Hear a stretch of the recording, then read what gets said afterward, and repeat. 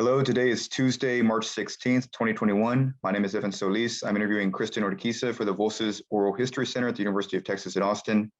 Please know, Ms. Urquiza, that this interview will be placed in the Nettie Lee Benson Latin American Collection at UT Austin. If there's anything you do not wish to answer or talk about, I will honor your wishes. Also, if there is something you want to talk about, please bring it up and we'll talk about it. Because we are not conducting this interview in person, I need to record you consenting, so I'll ask you a series of 5 questions. Please say, yes, I agree, or no, I do not agree after each one. There are 3 questions we need to make sure you agree to before we go on. 1, Voces wishes to archive your interview along with any other photographs and other documentation at the Benson Library at UT Austin. We will retain copyright of the interview and any other materials you donate to Voces. Do you give Voces consent to archive your interview and your materials at the Benson Library? Yes, I give my consent. Okay, thank you. Do you grant Voces copyright over the interview and any material you provide? Yes, I give my consent. Okay. Do you agree to allow us to post this interview on the internet where it may be viewed by people around the world? Yes, I give my consent. Okay, thank you. 2 more questions. We have many questions in a pre-interview form that you and I have already filled out. We use that information from the pre-interview form to help in research. That entire form is kept in a secure Voces server. Before we send it to the Benson, we would have stripped out any contact information for yourself or your family members, so that would not be part of your public file. Your public file will only be accessible at the Benson Library. Do you wish for us to share the rest of your interview, that is that pre-interview form, in your public file available to researchers at the Benson? So it doesn't have my contact information? That's right, yeah. That's fine. Yes, Okay. I consent. Great, thank you. And on occasion, Voces receives requests from journalists who wish to contact our interview subjects. We only deal with legitimate news outlets. Do you give consent for us to share your phone numbers or your email with journalists? Yes, I give my consent. Okay, great. Thank you, Kristin. That's that. So I had mentioned to you, this is, do you need a second? Yeah, what was that? You can make a journalist go to me. Okay, great. Thank you. I think I'd mentioned that this is for the Voces of the Pandemic project. So we're specifically focusing on experiences of Latinos and Latinas during the pandemic. To get started though, I'd like to ask you to just please give us a little bit of information about you, about your background, where you're from, and what you do. Sure. So my name is Kristin Urquiza, and I grew up in Phoenix, Arizona, although I now live in San Francisco. And I am the granddaughter of immigrants from Mexico. Grew up in a very traditional Mexican-American family where we have lots of aunts and uncles, or tias and tias, and my cousins all hanging out and being together as often as possible, and always celebrating things like birthdays or weddings. And that was just such a formative part of my upbringing. I went to school on the East Coast, very far away, which was a big culture shock for me, and decided to enter into a career in the space of environmental advocacy. So I've worked predominantly working to solve the climate crisis and for issues around environmental justice, a lot which was brought on by my childhood experience where, in my childhood neighborhood, we didn't have access to clean drinking water for quite some time because of dirty pipes that the city wouldn't update. So all of that was pretty formative in my sort of early years, and inspired me to want to try and fix those systems so that people like my family were not at a disadvantage when it came to wanting to live and work. So I know that you have a long trajectory. When we spoke in your pre-interview, you told me about the different nonprofits and organizations that you'd worked with, most of them focused around climate advocacy in some way, shape, or form. And I do want to talk about that in a bit, but I guess we'll start specifically with the pandemic. And we're coming up on the 1-year anniversary, as you well know. And so I'd like to ask you if you could put yourself back a year in time. Is there a moment that sticks out at you as being the moment when you sort of realized that this was going to be a serious thing, or that this was going to last a long while? Was there something that happened or something you remember reading, seeing? What was that like for you? Yeah, and I know exactly the moment. It was actually in late January, so pretty early on, when I was having a picnic with my friends at Alamo Square, which is this very iconic park in San Francisco. If you've ever seen the movie or the TV show Full House, it's that sort of park where those houses are at. And my friend Patrick is an epidemiologist who studied pandemics. He was in West Africa on the response team when Ebola hit, and he was not well. And when I mean not well, it wasn't like he was physically sick. I've never seen him so distraught before, emotionally distraught. And we were digging in as to what was going on, and Patrick, was basically sharing with us that, that this was something to be worried about. And from the information that he was getting from his connections, we weren't responding the way that we needed to be responding. And I remember, digging in further, and the thing that stuck out the most to me about that conversation was we were trying to get a sense of, well, what does that mean? What does that mean for our daily life? And he said to us, what it means is that we will know somebody who died from COVID. And I remember just the heaviness of that, and sort of thinking about how terrible that would be, the magnitude of that. But of course, never thinking that, at least from that group of 4 people, the person that we would know who would die from the disease would be my dad. So I guess it's safe to say you took it seriously from the beginning, from well before most people even knew this was a thing. Absolutely. I was reading every single newspaper article, talking to my friend Patrick, as very often, to get a sense of just what was this thing that we were dealing with, what was the response living up to it. And I remember as February proceeded, I started having these daily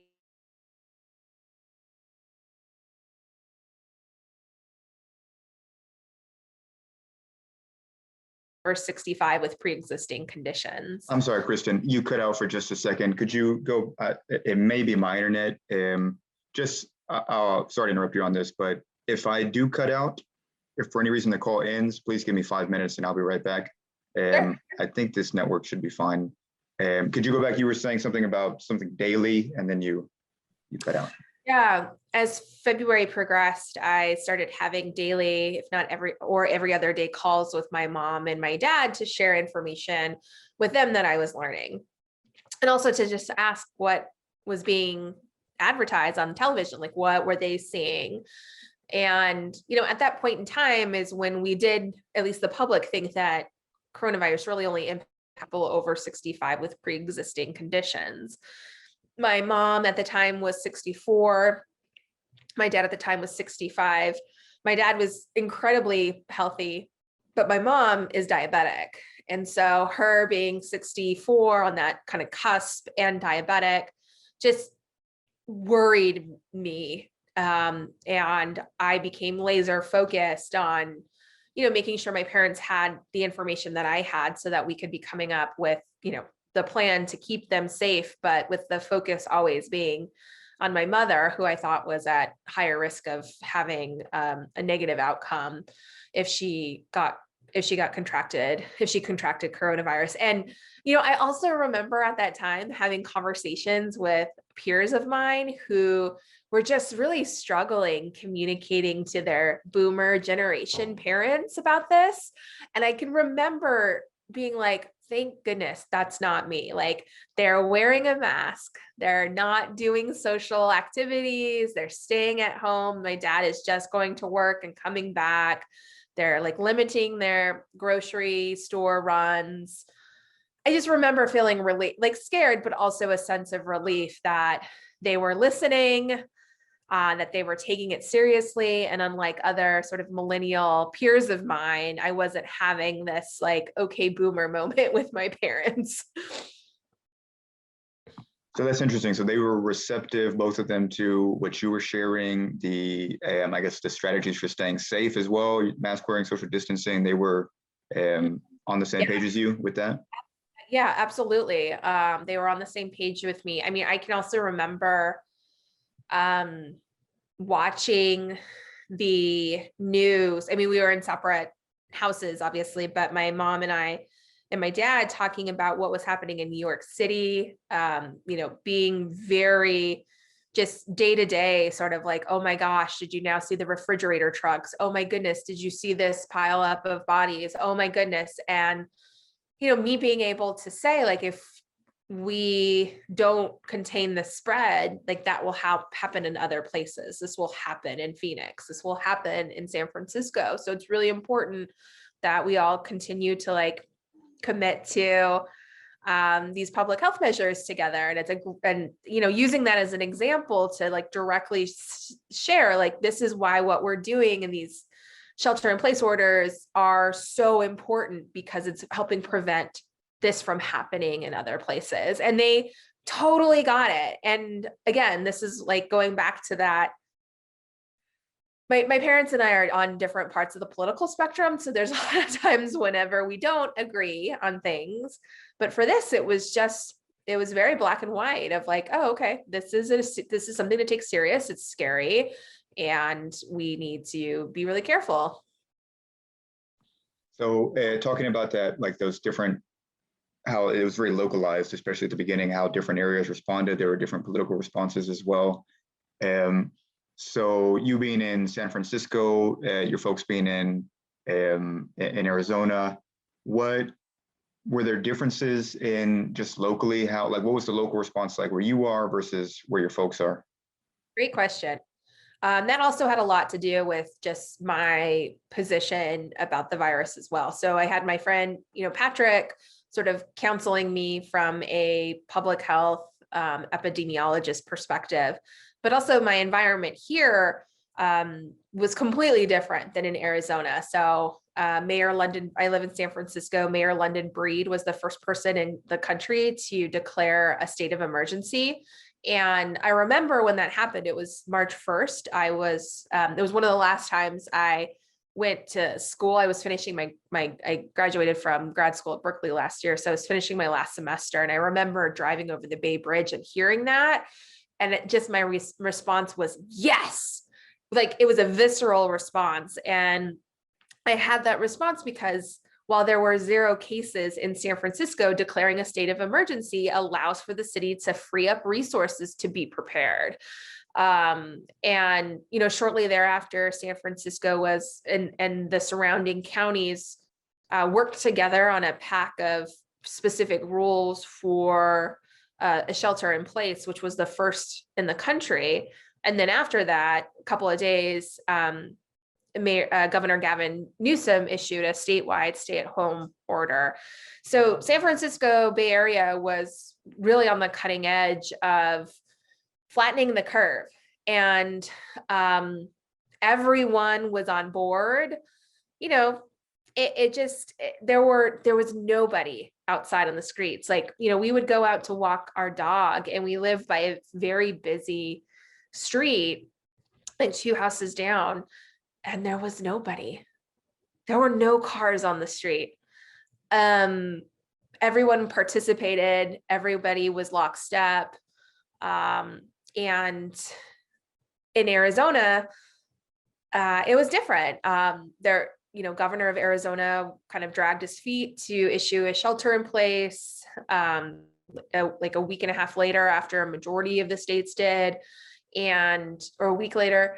And, that sort of delay, while the state of Arizona didn't have a surge in cases like New York, those delays, as we have now learned, are just every single day matters with this virus. So I was worried.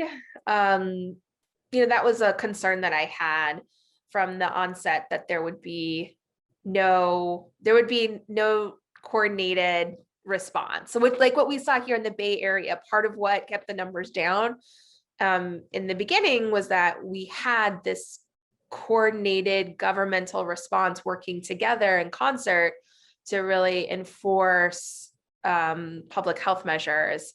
And the governor of Arizona was not really working with local authorities to figure out like what was the best pathway forward. And so, this is early on, but still it did give me cause for concern.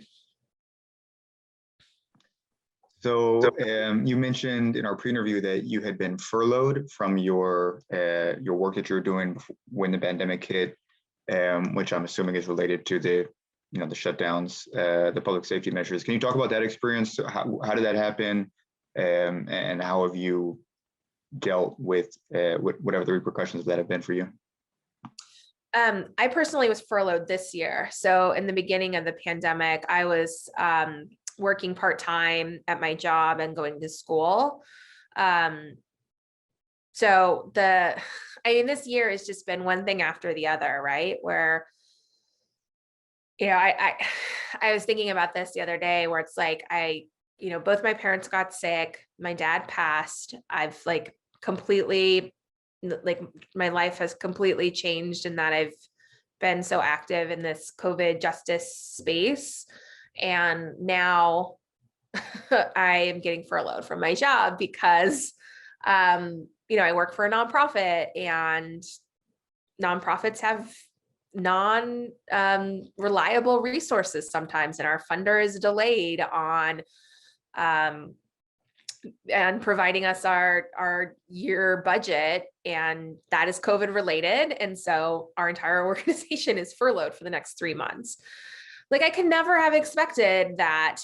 And, that's on top of a $15,000 unexpected funeral.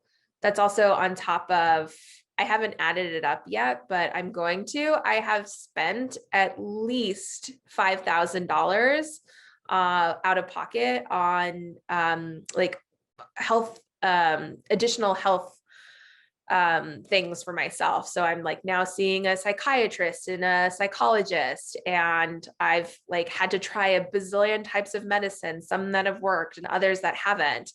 And I have a huge deductible. So it's just financially is what I'm saying. I don't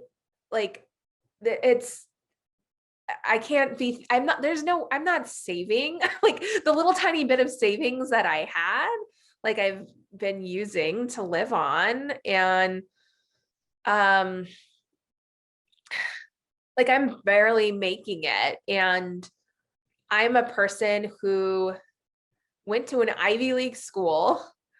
I went to UC Berkeley then, and am very successful in my career.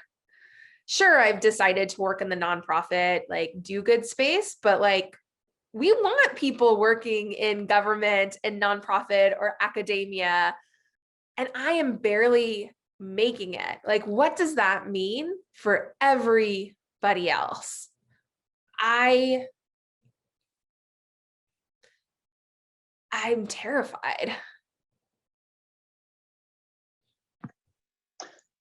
So, in that, you being in that space now, and for some time, I imagine, what is it like to see what appears to be the end of the tunnel coming, the vaccines? And I'm not saying that normalcy is going to return for you, but maybe more of at least a day-to-day, seemingly normal existence. I mean, what does it feel like now? Are you optimistic? Are you hopeful? Are you, as you look to the immediate future, what are you thinking? Great question to ask. I've been thinking a lot about this, and it has been causing me more anxiety and has been impacting my depression that I'm struggling with. And not because like, I'm completely grateful that we have shots in arms and that, things are starting to transform again. But the thing that I'm most worried about is that we have in this pandemic seen every single scar and wart and bump that is part of this country. This has completely exposed the systemic issues that many of us have known, or all of us have known in some way, but they've just been so abstract. And this rush to normal closes the window on actually addressing those issues. The Latino community has, as we knew, would disproportionately shoulder a public health crisis. But like, we have just the lived experience now of what that is, that no matter how much social mobility I achieved from, working really hard and going to the best school I could go to, this crisis still fell on my shoulders. It still killed my father. I couldn't escape that. That's something that my more privileged peers are not experiencing from my bougie Ivy League school. That is not okay. It's completely not okay. And this is our opportunity to, I believe, there's this like campaign slogan that President Biden has of building back better. Well, for me, building back better means addressing the racial and equity issues that this pandemic has explored. And that comes to the forefront to me right now in this moment, as I see this like fatigue that we all have of being in this limited space.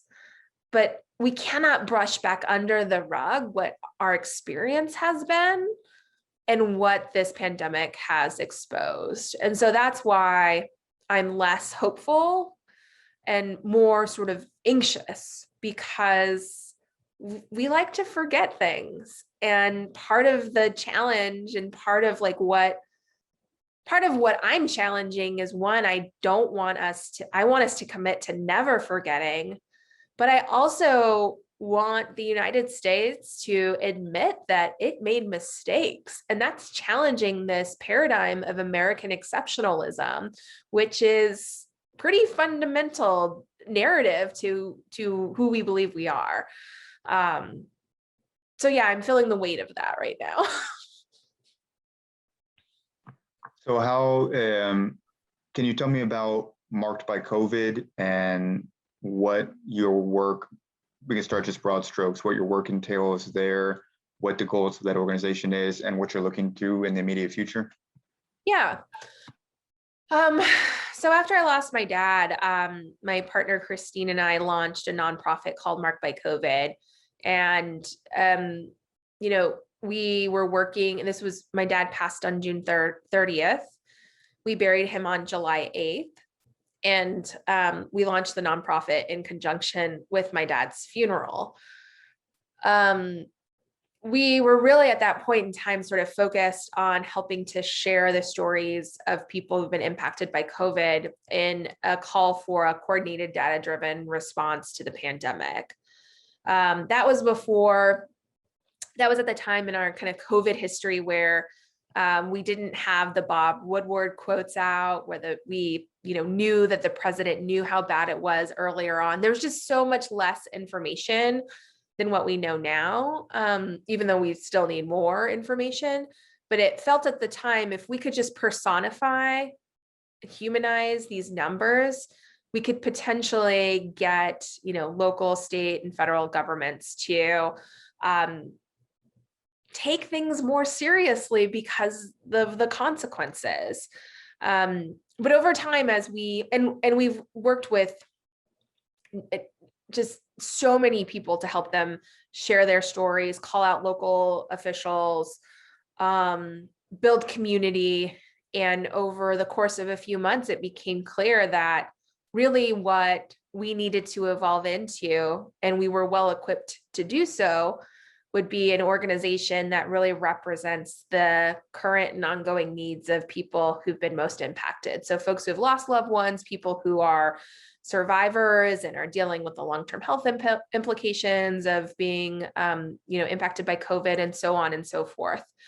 And we worked with the broader community, to develop a policy agenda that really is guided by two principles. One is that it centers the needs of this community, but also is commensurate to the scale of the problem. And that's been an ongoing issue, that we've been treating this pandemic like, I don't know, like something that's inconsequential. It's something that's little, when in fact that this is like on the scale of, we need a response that's on the scale of, what we would mobilize around a world conflict, a war.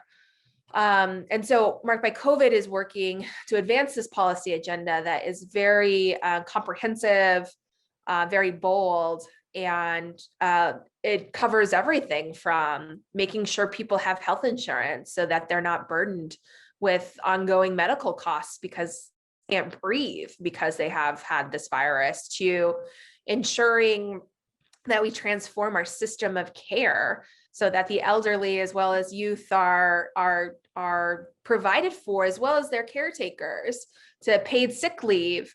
A lot of these issues that have been kind of front and center of disparate movements for social justice, but really kind of bringing that underneath one umbrella, because COVID has really exposed it, but then also things that are very specific to the needs of this community. And one of those being, there needs to be some sort of restitution. And I don't know exactly what that looks like yet, because we need to study and learn what are the needs of this community, which we're doing. But two, also recognition.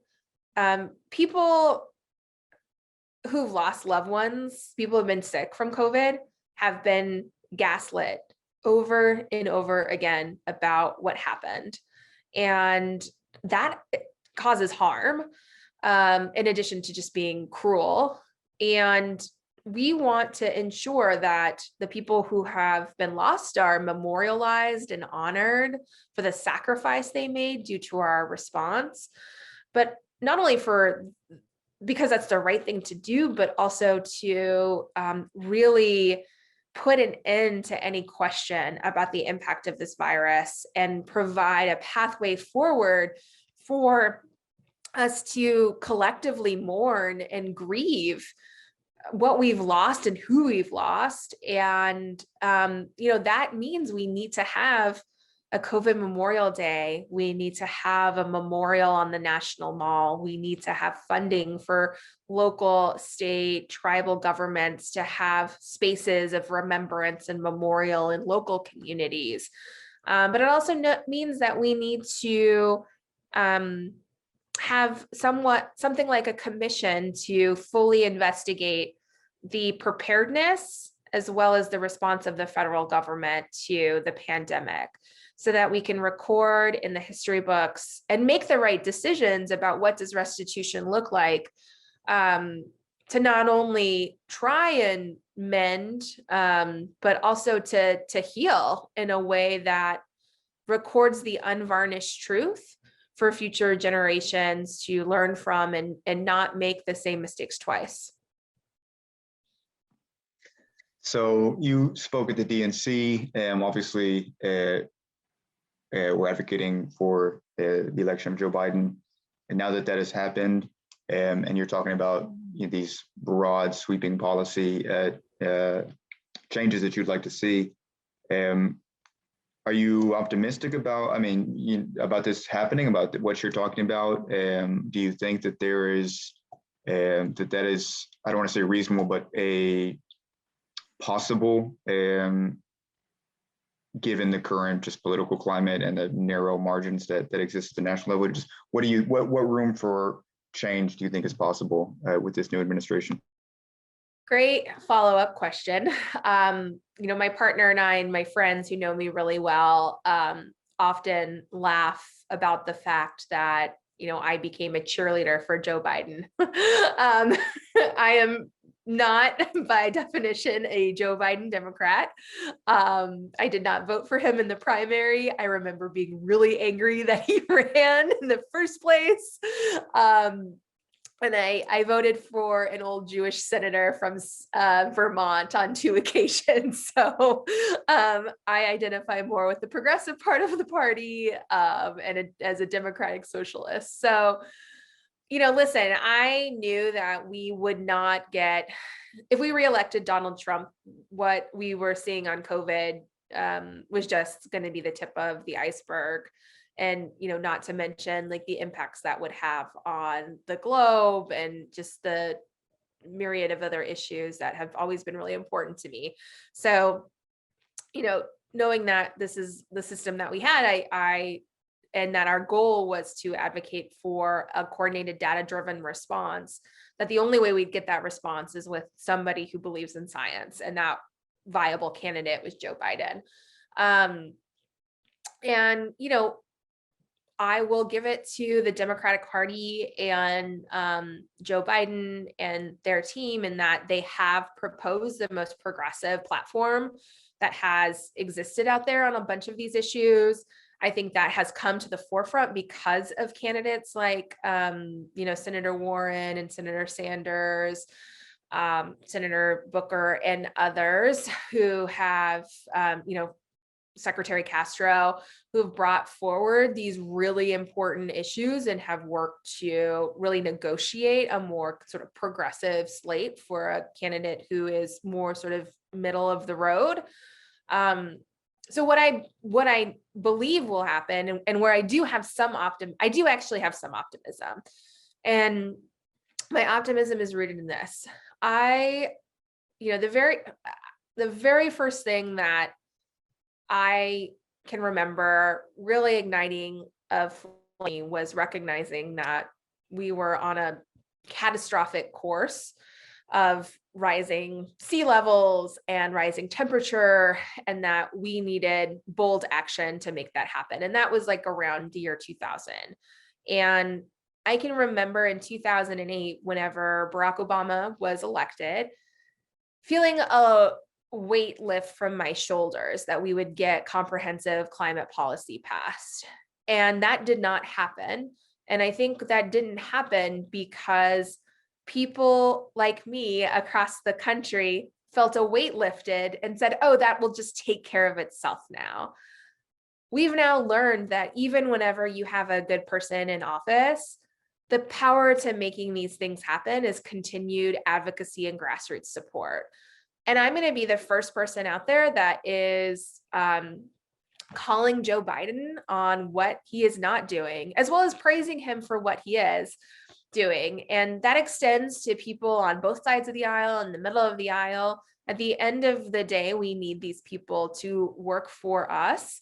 And while there are entrenched special interests and the game is completely rigged against us with the passage of things like Citizens United and no campaign finance reform and just, big money in politics, there is what I've seen and been reminded over the course of the last 7 or 8 months is if you care and are right about something and can bring people with you and form and bonds around that, you can move mountains.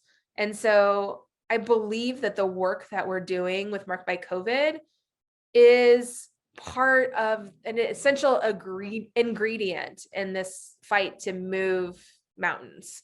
And so I have optimism that as long as we if we persist, we will see some, maybe not everything, but we will make progress.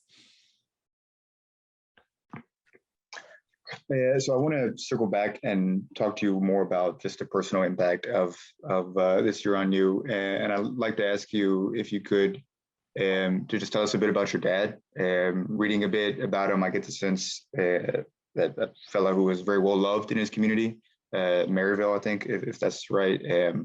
So just, from, and I know that's a big question, but just in your words, can you tell us a bit about the man he was? Yeah. So he lived with my mom in the neighborhood of Maryville, which is in Phoenix. It's also just a couple of miles from the town of Tolleson, which is where he grew up with my mom. And, to that point of very well loved.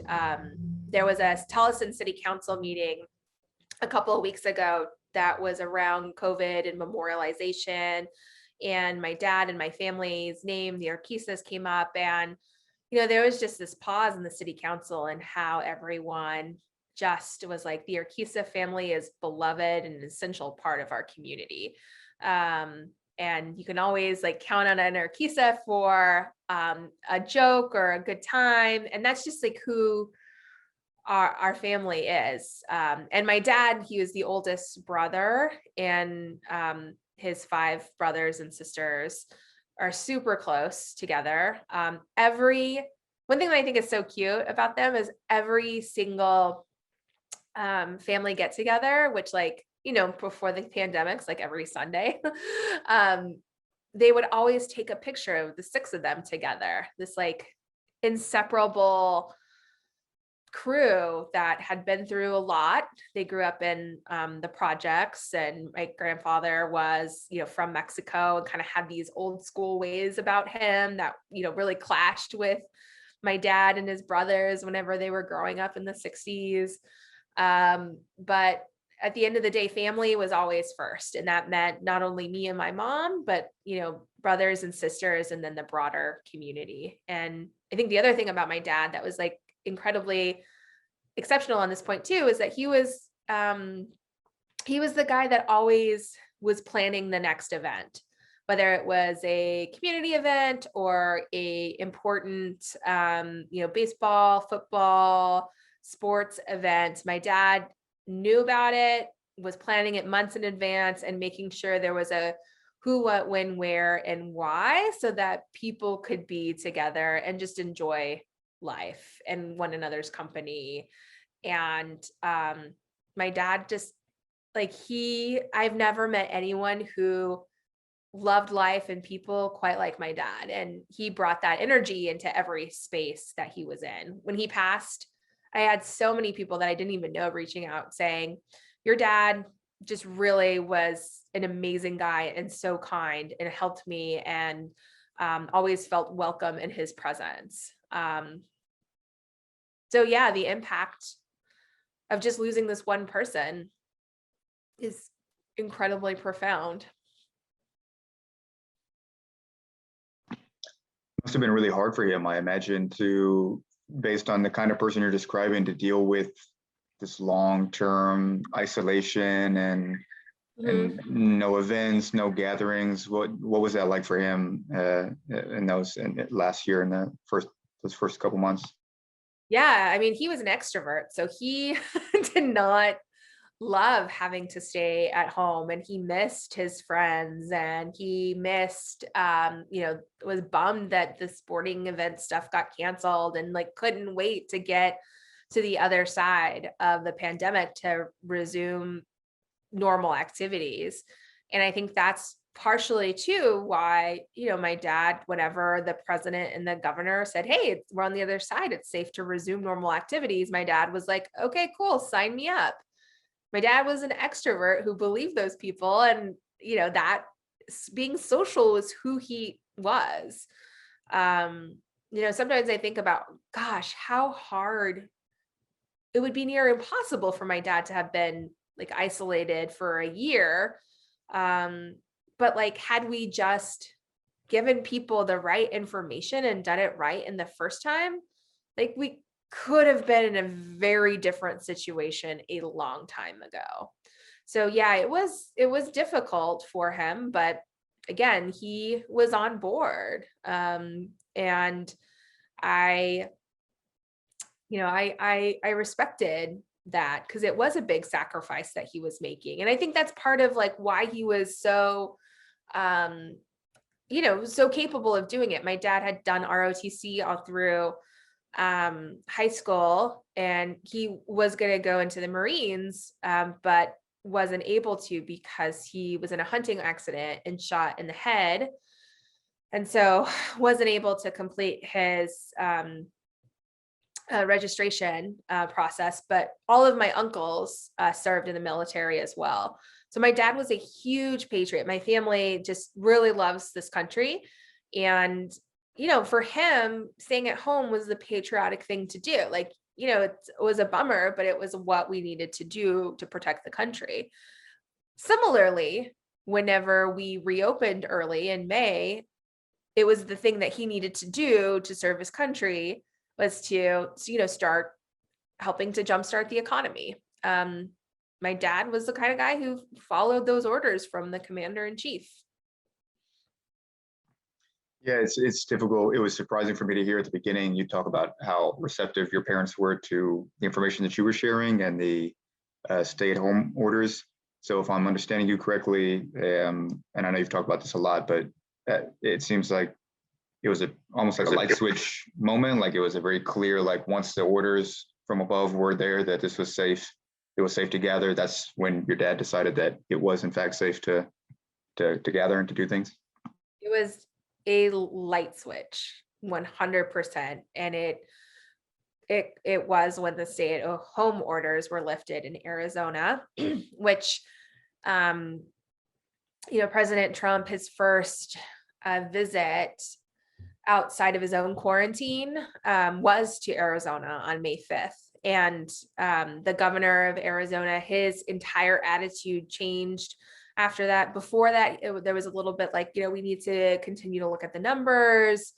But after that visit, it's, you see the message in the newspaper, listen to the radio, on TV. It was, we're in a good place. We flattened the curve. And now it's time to jumpstart our economy because we're struggling. And my dad had no reason to question that. And instead was like, oh, Kristin, why do you keep on telling me that it's not safe? I know you love me, but it's fine. The governor says it's safe. The president says it's safe. Why would they say it's safe if it's not safe? And I couldn't compete with the office of the president and the huge megaphone that they have and the 24-hour coverage of Fox News. And, I became this, my liberal daughter, Kristin, in San Francisco, thinks that it's not safe. And I failed to be able to compete with that. And he got sick and he died. Can you talk about, can you share with us how you learned when and how you learned that your father had gotten sick? Yeah. So the state of Arizona reopened on May 15th. My dad, and again, my dad was super social. He would pre-corona virus be out 3 or 4 times a week, meeting up with folks, helping people move things. So he went between May 15th and when he got sick on June 11th or woke up sick on June 11th, he went to a birthday party that was at a karaoke bar. And that's where I think he contracted it. And a week and a half later, my mom called me and said, your dad has a fever and is coughing and is super, super tired. He's really sick. And my immediate response to her was, it sounds like he might have the virus. We need to get him tested. And that sort of began our COVID journey. We were lucky in that, my dad had health insurance. And we were able to schedule him a test for the next day. But the other thing that was happening in the background in our neighborhood was that people in that area were waiting that weekend for a COVID test upwards of 13 hours. This is in the Arizona June summer heat. So it was 107 or 8 degrees outside, no bathrooms, no water. And, this is the neighborhood of Arizona that's 70% Latino, 30% immigrant. This wasn't happening in the, mostly white affluent neighborhoods.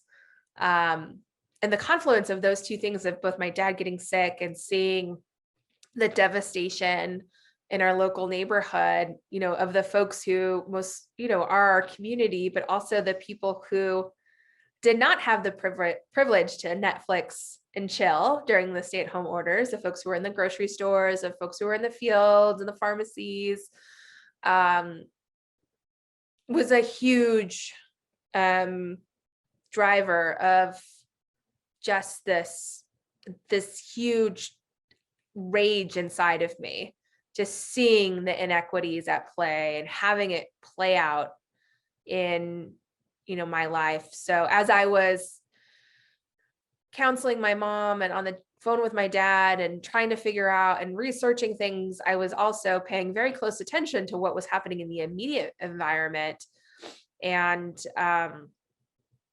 trying to make sense and contacting my friend Patrick and was like, how do we get more tests to people in my neighborhood in Phoenix? Like we need to get more like trying also to fix that problem, because I knew if people weren't getting tests, that it would spread and more people would get sick and not have access to, the care that they needed and die. It was like being in a war without resources and, 600 miles away. Were you able to visit at any point in that time period? Were you able to leave San Francisco and make it to Arizona? So my dad went into the hospital on the 16th of June and passed 2 weeks after that.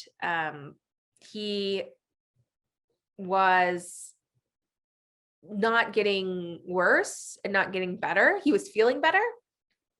And so, I was having this like daily conversation of, do I go there? What do I do? Where do I stay? Cause like because my mom was also sick too with COVID. And so that was the other thing too, is that I was like trying to figure out how to care for her, terrified that the same thing was going to happen to her that was happening to my dad, and worried about her diabetes. So like figuring out how to get food to her. And so I just kept on sort of waiting to see what would be the right time to go, and never doubting that my dad, no matter how severe his, what happened, that he would pass. So I was actually on my way home when I got the phone call that he was dying. The day before, we had talked to the doctor and he had said, this is going to be a long recovery, but, your father seems to be stabilizing, his organs besides his lungs are doing really well. He's probably gonna be in the hospital for a month, and kind of finally having some sort of course of treatment made it feel like, okay, I can go now because I know my dad's going to be in the hospital for a month. My mom is doing better, so I probably will soon be able to move in, and help her. And he overnight took a turn, and over the course of that day just deteriorated. And I was on the highway trying to get home and took the phone call from a gas station that my dad died.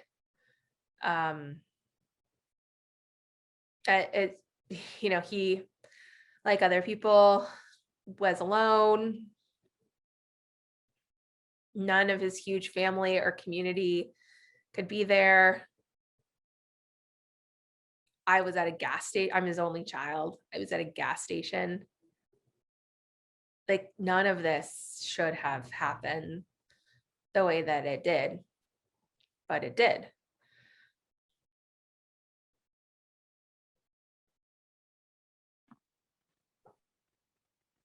You wrote you wrote an obituary about him, that obviously they went viral, and you're saying this shouldn't have happened, which obviously it shouldn't have happened, and you that's what your obituary is sort of about.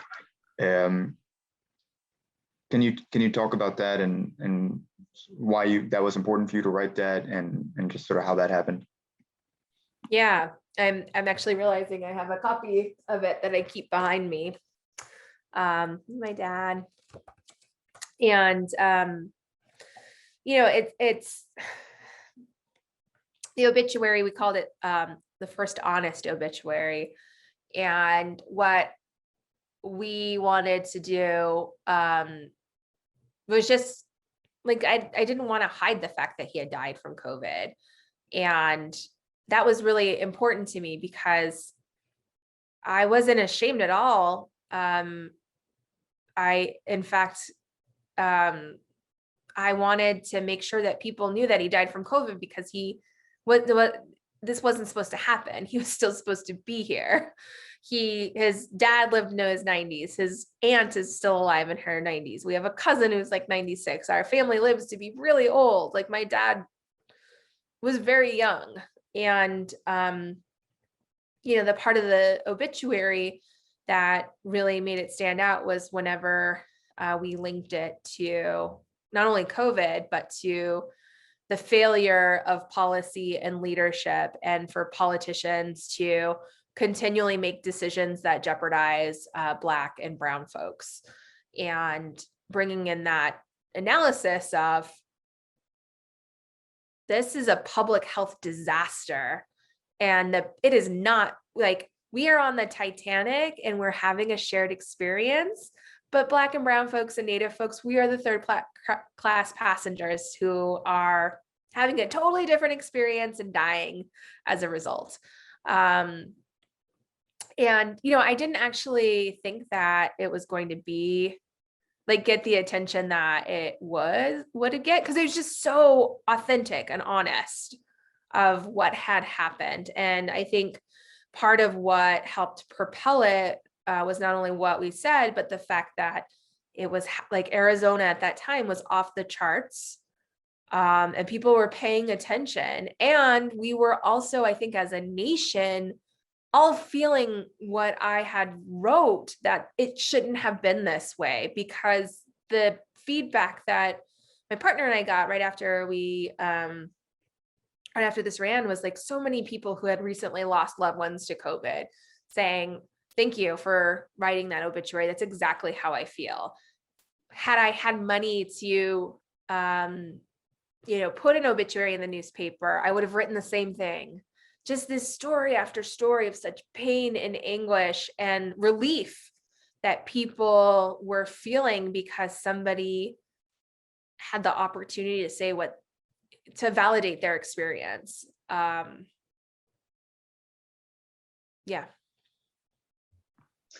There was, you were featured, was it today maybe, or recently in I think the Today Show, and they were talking about the 1 year anniversary and this idea of grief, and for someone who maybe has not experienced like grief, and especially just in this past year, the isolation and the additional mental health factors, the detrimental factors to mental health that are already out there. I mean, what's important, I guess, to know about, like, what has the grieving process been like for you over the past year? What has helped you get through this time? Just can you talk a bit about that? Yeah. I mean, this time in our history has been really challenging for people to process grief, because the normal, quote unquote, normal or traditional ways of grieving have been limited or completely taken away from us, given the nature of the pandemic and the sort of fluidity of the situation. So many people haven't been able to even have a funeral yet for their loved ones. For us, we did have a very small funeral that was just immediate family. And, had the circumstances been different, there easily would have been over 200 people at my dad's funeral. And we would have had a huge party afterwards. And, like just sort of like a multiple day event. And instead, we had this very small, immediate family only funeral mass and viewing, and it just didn't feel it didn't feel like what it felt like when my grandfather and my grandmother died. I mean, it was the same church, it was the same, every place was the same, because that's, we have a whole entire like line in the Catholic cemetery for my family. But there were only a few people there. And that was hard. That was really hard for everyone. But also, in this period of isolation, I've spent most of my time in these same four walls, having this experience of losing my dad and this experience of talking to reporters or doing my DNC speech. It's just so abstract from the actual experience of being with people and going through it in real life without a computer screen in between us. For me, the biggest thing that has been helpful is marked by COVID. I talk to people every single day who've gone through a similar loss. And, honestly, like I knew losing a parent was going to be hard. I knew it was going to be particularly hard because I'm an only child. But like losing one in a pandemic where you can't be there, where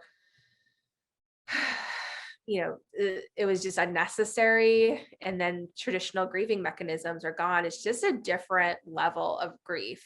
The emotions I felt were, I can only relate it to, I felt like a hurricane. I just felt like I was going to explode, and I needed to get that out of me. And having that validation and community with people who are experiencing things and feeling the same way, who are feeling anxious about this return to normal, who every time a tweet would come out would feel the same way, and being able to come together and find community in that was a insanely important crutch to kind of keep me moving forward. And then, seeing the progress that we've made through the work has been incredibly rewarding. Like I testified before Congress a few weeks ago, and I got to talk to my dad about my dad in Congress. And my dad loved this country so much. Like he never got the chance to go to Washington, always wanted to. We always talked about going, but I got to bring him to Washington. And so, while I do this work for the greater good, it's not only about my dad. I do bring my dad with me, and it is a way to honor him, and that is really meaningful for the grieving process. It helps in the sense that I couldn't be there for him the way that I wanted to or would have otherwise, as he was sick and dying. What has it been like for you to become, or how has it been to become this political figure, speaking in Congress, the DNC in particular? How did that come about? I imagine it was a process. And what did it feel like? And why did you think it was important to do that, to put yourself out there and become this national sort of advocate for the policies that you're advocating for? When my dad was sick and passed, was really the first time that multiple places outside of New York were seeing a surge in the virus. Our neighborhood in Arizona was one of the hardest hit places. Communities in the Rio Grande Valley were experiencing this as well. Folks in South Florida. I knew that if I didn't speak out, who would? Like, who else from my neighborhood has had the advocacy training and sort of background? I don't think many people. And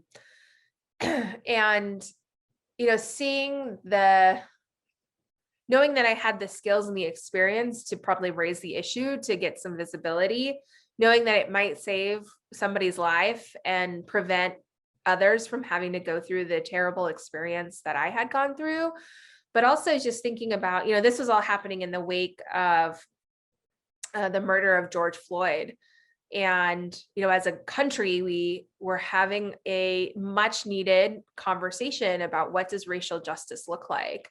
And, I've been a supporter of Black Lives Matter since, 2013, have gone out, participated in shutdowns of freeways here in the Bay Area, have donated money.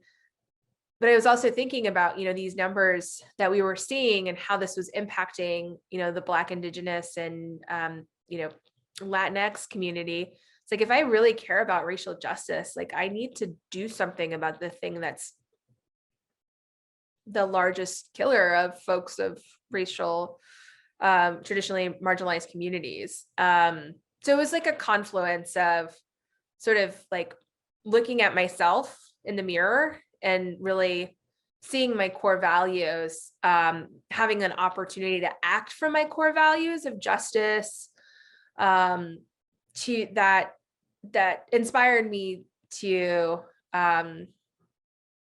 step forward. And I knew that there could be, consequences of, people knowing who I was and being a target to extremists, and, having the responsibility of carrying other people's hopes and dreams and expectations and desires forward. And I remember, talking to my partner, Kristin, a couple of days before we launched this, even though we had thought through what we would do to launch it, saying like, what if I become the Erin Brockovich of COVID? Like, it was like, I knew that it could happen. And we, sort of like laughed and we're like, yeah, we'll get a couple of media hits in the Arizona Republic. We'll get more tests to your neighborhood. But just that initial feedback of this being a needed resource. And my partner, she is a expert in communications and she's a master in public health. So just kind of seeing this like beautiful, like complement of skills that we had, we work really well together in work and in our relationship, and this incredible need, once we got that sort of initial feedback, we just didn't stop to look back and say, is this really what we want to be doing? And I think that's part of what continued to elevate us, is because we haven't stopped since July 8th. Like, we haven't taken a vacation. Like, we haven't checked out for a day to take a pause, because like, this is, again, it's a life and death situation. And we both don't take that lightly. Like, that is a huge responsibility. And, thinking about my dad too, it's like, I'm doing this work in service and in memory of him. And that, again, is a really meaningful thing for me to do, knowing that there's just so much trauma in how he went and how I wasn't able to be there.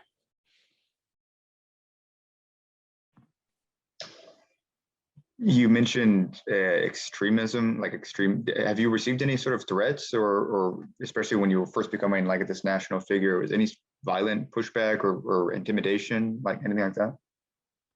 Yeah, a little bit. We work with the security professional to, scrub my information and my mom's information from the internet, which, I was terrified about, especially with my mom, because my mom is not technologically savvy and more vulnerable, I think, in her decision making around this. But like, I've received a couple, like somehow I've received a couple of like text messages from folks, and my mom received a phone call at one point. This is like in the very beginning. And it was, I'm from Arizona, And there are some really extreme people in Arizona that have a lot of guns, which, is something I don't take lightly. And I, that was like the biggest sort of caution that I took, or that weighed on me a lot in deciding to continue to do the work, was just thinking about like my own safety and the safety of my mom. I want to ask you about like the explicitly partisan aspect of this, because it's being Latino Republicans, your dad, your family is already in a minority of a minority subset, right? And you said in our pre-interview that you identified as Republican as well. So I'm assuming you were raised Republican, but you can speak to that yourself. But what do you, when you talk about your dad, a man who really loves his country, who, very patriotic, what do you think it was about Trump / Republicanism, however you want to, define it, that was attractive to your dad or your parents, both of them, as opposed to, say other prominent Democratic figures who are national figures and who were calling for other, sorts of safety measures to be continued. And what do you think attracted him to that side of the political debate? Yeah, I mean, it goes back. So my my aunts and uncles are more liberal, and most of them Democrats, and my grandparents were definitely Democrats. And my dad, I think, was drawn to Republicanism in high school from like a couple of different angles. One, my mom's family was Republican, but also I think it was somewhat of a strategy for assimilation. So I had mentioned a moment ago that like my grandfather, total old school Mexican dude, like big hat, rancher, the whole 9 yards. And like, there's so many funny stories of how, like my dad being the oldest too, was sort of the like focus of the family. And my dad was a star athlete in high school. He was like a state champion in track. And there's this story of how at one of my dad's track meets, my grandfather didn't know about it and came, and my dad was supposed to be working in the fields that day. My dad worked in the fields all throughout his childhood with my grandparents. And like, for some odd reason, the track meet wasn't, anyway, didn't know about it. So my grandfather drove down to high school and was like yelling at my dad, who was like running around the track during the track meet to like, get his butt into the truck to go, pick whatever, onions, cantaloupe, what have you. And like, wouldn't let my dad finish the meet, and like, yelled at him, like, why are you running in circles and not getting paid for it? Like, we need to make money.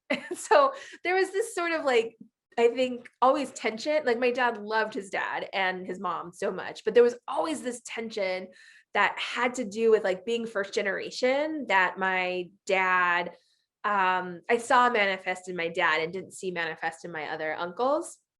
And so in marrying my mom, plus that, I think it was like they had a conversation and my dad was like, oh, you're a Republican? Okay, cool. Well, I guess I'll be a Republican too. But over the course of his life, he continued to really identify with that party, and in particular loved John McCain. So he, I think, was more of a John McCain type Republican than sort of like the fringe party part of the Republican Party. But I can't help but, and I have great respect for Senator McCain, but Senator McCain was definitely the gateway drug to Donald Trump. Like, he legitimized Sarah Palin, who was, sort of this like road into the Tea Party that then gave rise to this radicalism. And I think that played a really big role in my dad going along, because it was checkmarked by the McCain family. And by the time that Trump came along, my dad was so frustrated, like the majority of us, with just the direction our country was headed in. He welcomed Donald Trump as this outsider who would bring, his business acumen to the job and hopefully be able to put our country into a better place. And, I think that played a big role, but I also like have this fundamental frustration with the Democratic Party in that they make this assumption about Latinos and that we're just going to vote for them, but don't actually invest in our communities. They don't even invest in like messaging to our communities. They think that immigration is our number one issue. And like, while that's important to many of us, like people move to the United States for opportunity. Opportunity, if you scratch underneath the surface, is an economic issue. And like the Democrats, for some odd reason, don't get that. And, I think that there is an important, I think that it's an important distinction to be made. Well, I really just have sort of one last big question for you, Kristin. And so it's, looking towards the future.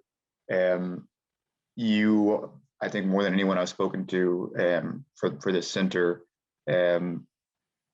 have just had your life, it seems, incredibly impacted by this year in so many different ways. So after having been involved in climate advocacy for years and now being forced onto this other path, what are you looking towards, not just over the course of this year as vaccines roll out, but over the next couple of years? Like, what do you think this is represented a fundamental like shift in the direction of your life? Just how are you envisioning your future in the middle to long term after everything that has happened to you? Yeah, my life is completely transformed. And I think the pieces are still kind of falling into place. Like I still don't quite know what this all adds up to, but I can say this, I've been experiencing this furlough, and what I, have been spending my time doing is COVID advocacy work, and it's really fulfilling. And it's, not just fulfilling in the sense of like giving me purpose, but it's also relevant and impactful and so needed, and not, many people are doing it. So I anticipate I will continue for the near term to try to find a way to make this sustainable and do it not only for my own well-being, but to like try and make good on the promise of, this country and make it a better place. While you were asking that question, the other thing that came to mind about my life and sort of what I want this all to add up to is I did everything that I was told to do. And what I mean by that is I bought the narrative. If you pull yourself up by your bootstraps, you'll pull yourself up by your bootstraps. And I also was very fortunate in that the education system that we provide to children work for me. I can sit in a chair for a really long time. I really love reading. I am engineered to perform well in that environment. And so as a result, I got to go to really good schools and find some upward mobility through education, which is the promise that we have forced down people's throats for at least the last 30 some odd years, 30, 40 years. And I did everything I was told. I'm successful in my career. And whenever the first major conflict happens, everything that I've worked for is taken. And not only that, like my dad dies and my cousin's husband dies and two of my dad's cousins die and my dad's cousin's son dies. Like our family has been so impacted by this virus. So even if I have been able to find some foot into the other America of the two Americas, like I'm still experiencing just the terrible impacts of what this, wealth inequality, what racial inequality has added up to. So I share that as a preamble to say, I want to have my mark be not just, not so much on climate anymore, I guess. It's more on, I actually, when I was home going through my dad's stuff, I found my application to Yale. I made a photocopy of it. I'm old. I put my application whenever it was like written versus through email. And I wrote my like, write your whatever you want essay on how I wanted to be a good ancestor. And I really connected with that person, that 18-year-old version of myself or 17-year-old version of myself. And I feel like this is a pathway for me to be a good ancestor, is to try and make the system less harsh and less abusive to people who look like me. Campers rules, leave it better for the next.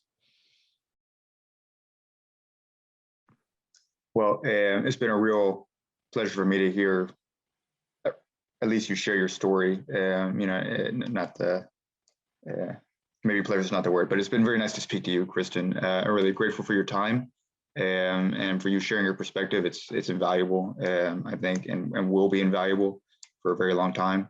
So thank you so much for sharing it with us here today.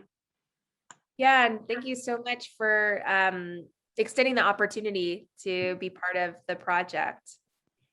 Well, thank you, Kristin.